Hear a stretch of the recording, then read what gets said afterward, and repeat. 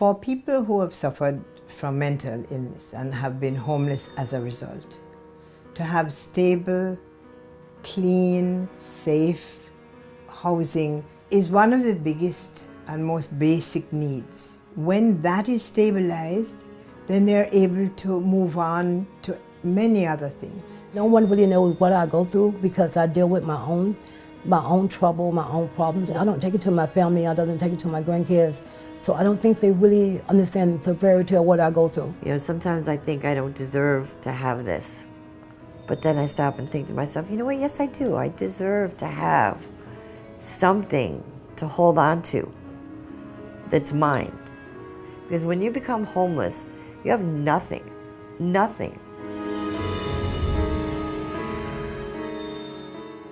The level of problem of homelessness due to mental health issues in Broward County, it's huge because people treat it as though it were a blemish on the person's personality rather than as an illness, which is what it is. My diagnosis is schizoaffective disorder and multiple personality disorder.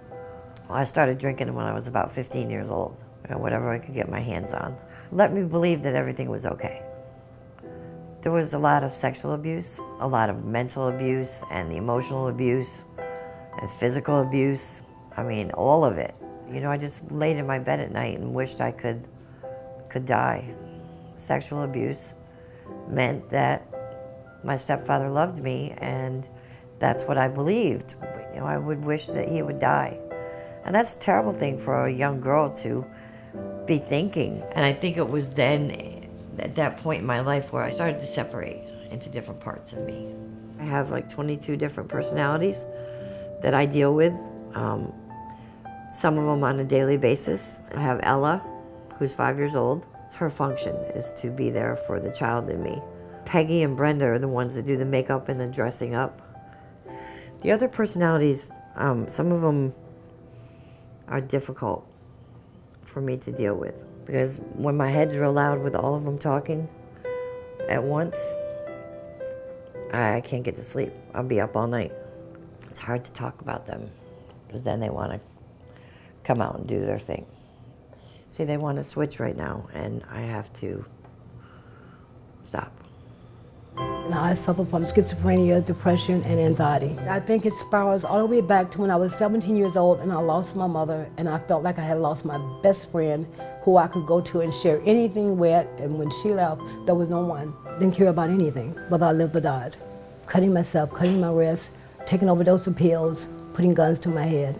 It was pretty severe. I had to go in the hospital. They had to pump my stomach a couple times. There was times that I cut my wrist so bad I ended up getting almost 40-some stitches in one wrist, 40-some stitches in another wrist. So I just didn't care about life in general. Our voice was instructing me to kill one of my grandkids. That was the worst experience I ever had. That was the worst. That was the worst. I destroyed my marriage and not being open and honest with my husband about how bad things work with me.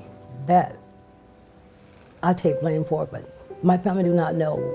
I felt like since I was a matriarch and I was the strong one, I had no right to put that burden on. I had to figure out, how do I fix this? So I dealt with it the way I knew how, and by doing that, I made my condition worse, because it went from just being depression to hearing voices, to being controlled by the voices, to anxiety. But you can't work out depression, you have to get treatment for depression, and I didn't realize that.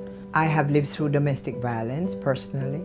I had a son who was addicted to crack cocaine and who today is 20 years clean. I would say to you that that's nothing in comparison to a single day in the life of someone with mental health issues. Because every single minute of every single day is spent in survival. And the courage that it may have taken me to overcome my difficulties is 10 times what's required for someone who is suffering from day to day to day. Broward Housing Solutions has given me a new outlook on life, because I went from homeless to this, and it's a big jump. It's not just a matter of getting an apartment. They really care. about me, and they showed me compassion, and I'm not used to that.